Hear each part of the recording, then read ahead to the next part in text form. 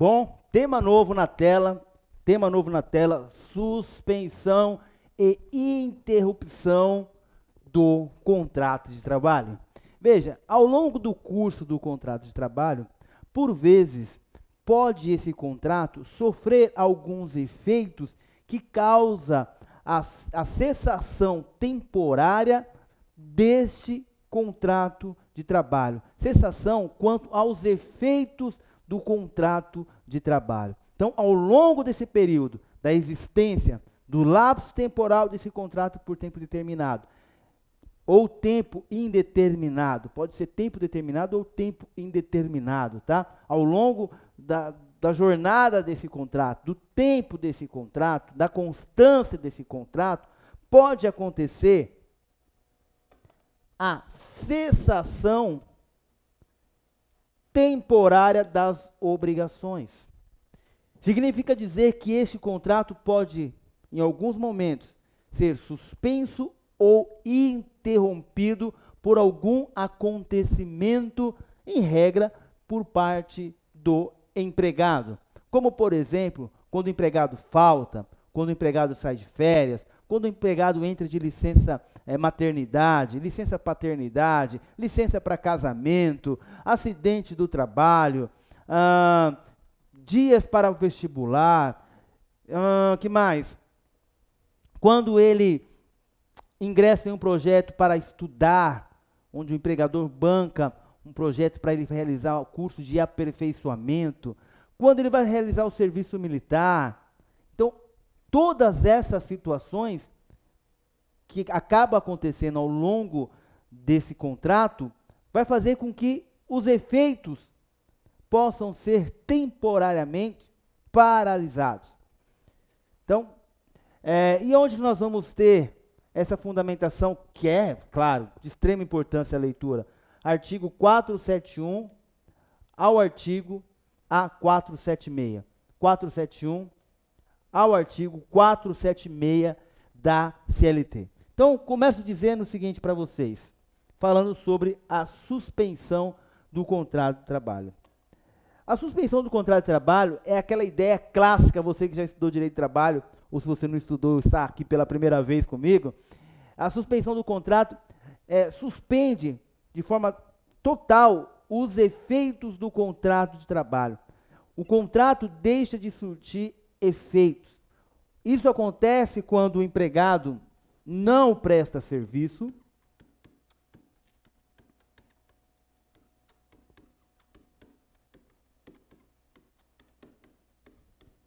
como consequência, esse empregado também não recebe salário. Não presta serviço e não recebe salário. Aí nós estaremos diante da suspensão do contrato de trabalho. Por isso que pense sempre assim, para facilitar.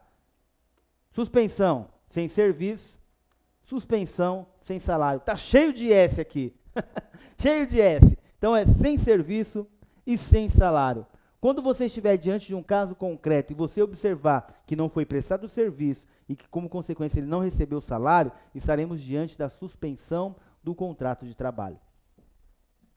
E eu separei aqui as características da suspensão. Esses efeitos que acontecem no contrato de trabalho não extinguem o contrato de trabalho, tá? Você percebe que ele vai suspender ou interromper, mas não vai extinguir. É uma das características. Olha lá. Não extingue o vínculo empregatício. Não presta serviço e também não recebe salário. Ainda é assegurar todas as vantagens da categoria. Quando você tem o seu contrato suspenso, ele não tem os seus efeitos. Se ele não tem os efeitos, não é contado como tempo de serviço. E além do mais, em regra, não vai recolher o fundo de garantia. Tem algumas exceções que eu vou falar para vocês, mas em regra também não recolhe o fundo de garantia, porque o contrato está suspenso. Não conta como tempo de serviço. Isso é muito importante. O que é tempo de serviço? Aquele tempo que é computado para aposentadoria, por exemplo. Vamos lá? Característica ainda. Após o término da causa de suspensão, o retorno é de 30 dias sob pena de justa causa. Por questão do 472, parágrafo 1º. Então, por exemplo, esse empregado, ele está com um contrato suspenso porque ele sofreu acidente do trabalho. Acima de 15 dias, acidente do trabalho, o contrato fica suspenso porque ele não trabalha e ele também não recebe salário da empresa. Ele recebe o quê? Benefício do INSS. Então, o contrato fica suspenso. Se o contrato está suspenso, nesse exemplo que eu trouxe para vocês aqui, não vai extinguir o vínculo de emprego, não recebe salário e não presta serviço. Quando ele retornar, ele tem todas as garantias dos reajustes, dos benefícios da categoria, portanto, não é computado como tempo de serviço, em regra, não recolhe fundo de garantia. Mas, nós vamos verificar, como é um acidente do trabalho, continua recolhendo fundo de garantia, é uma exceção, mas a regra é que não recolhe o fundo de garantia. Término do trabalho, e aí quando ele volta de licença do auxílio-doença, ele tem 30 dias para retornar. Se ele não retornar dentro de 30 dias, aí pena de justa causa. Ele pode sofrer a justa causa do 482 por não retornar ao emprego. Paralisação temporária, mas total quanto aos efeitos do contrato. É uma paralisação parcial, temporária, mas total quanto aos efeitos do trabalho, do contrato de trabalho. Por quê? Os efeitos do contrato, a paralisação quanto aos efeitos do contrato de trabalho é total na suspensão. Porque nenhum dos dois cumprem com o contrato está suspenso, nem o empregado presta serviço, nem o empregador paga. Então, por isso nós dizemos o seguinte, a paralisação, quanto aos efeitos, ela é total. Temporária, mas total. Na suspensão. Tudo bem? Exemplos de causa de suspensão. Olha lá, auxílio-doença após 15 dias. Por que após 15 dias? Porque antes de 15 dias o contrato fica interrompido. Antes de 15 dias o contrato fica interrompido. Como assim, Roberto? Sim, porque ele não prestou serviço, mas ele recebe. Ele apresentou um atestado. O cara está sofrendo uma doença, foi até o médico disse, você precisa ficar 15 dias em casa, 14 dias em casa, 10 dias em casa. Os primeiros 15 dias, quem paga? O empregador. Então, o empregador paga, o contrato está interrompido. O empregado não prestou serviço, mas ele recebe salário. Após 15 dias, após o 15º dia, então até o 15º dia empregador, após o 15º dia, o INSS banca, a Previdência banca. Neste caso, é caso de suspensão. E ele fica afastado por auxílio-doença, sei lá, vai passar por perícia, 1, 2 meses, 3 meses, enfim. Enquanto isso, o contrato está suspenso. Outro exemplo de causa de suspensão, falta injustificada. Não justificou, não recebe, e não trabalhou, também não recebe. Agora eu separei aqui a aposentadoria, fique muito atento aqui, ó. A aposentadoria por invalidez. Aposentadoria por invalidez suspende o contrato. Não trabalha e não recebe. Cuidado com a diferença entre aposentadoria por invalidez e aposentadoria espontânea. Aposentadoria por invalidez, o contrato suspende. A aposentadoria espontânea, ele se aposenta, mas não é motivo para a ruptura do contrato. O contrato continua na aposentadoria espontânea. Por exemplo, o empregado está lá desenvolvendo suas atividades, tem um tempo de serviço, tem um tempo de contribuição, resolve se aposentar. Ele se aposenta, o contrato continua a vigorar. Só se aposentou, pôde sacar o fundo de garantia, mas o contrato continua. Um ano depois, o empregador resolve demitir ele.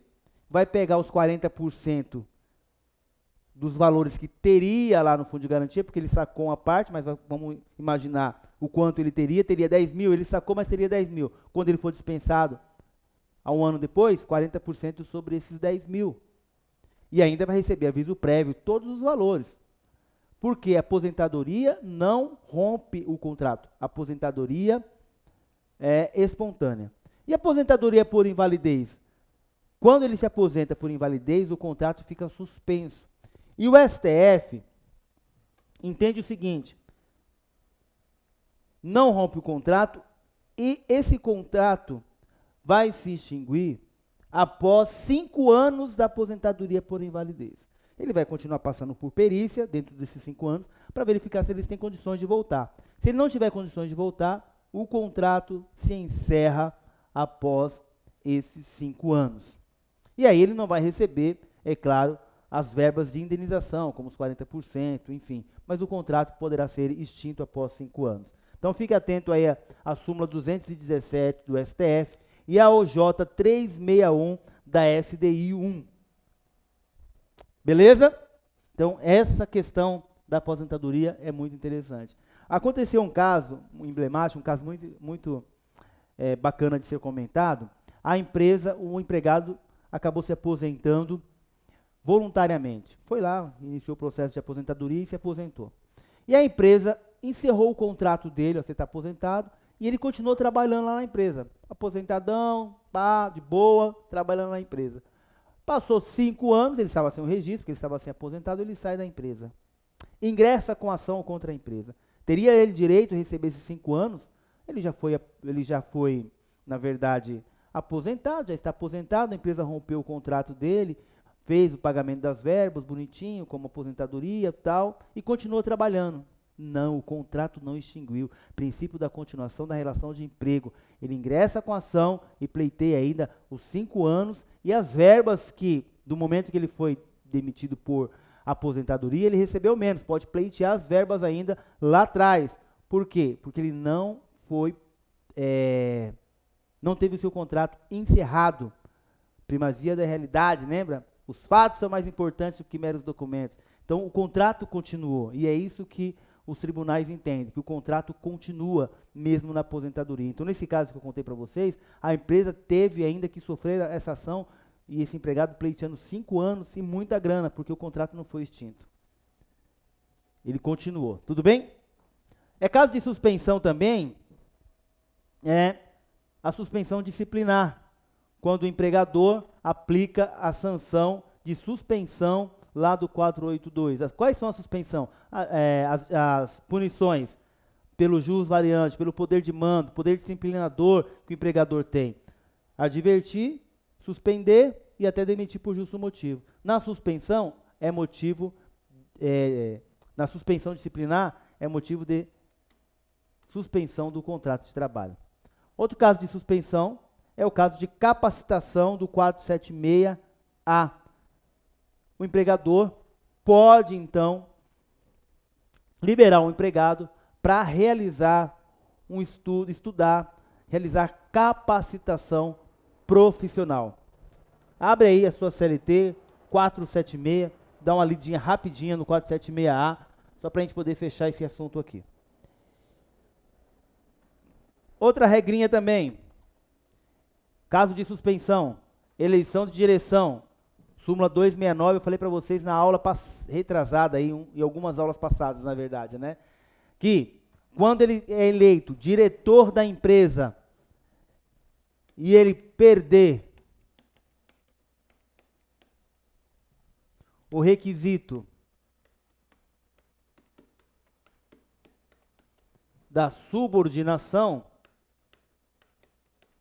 ou seja, ele não tem mais a subordinação por ele ser diretor, perdeu esse requisito lá do artigo 3º, combinado com o artigo 2º, então o contrato estará suspenso. Súmula muito interessante essa, hein?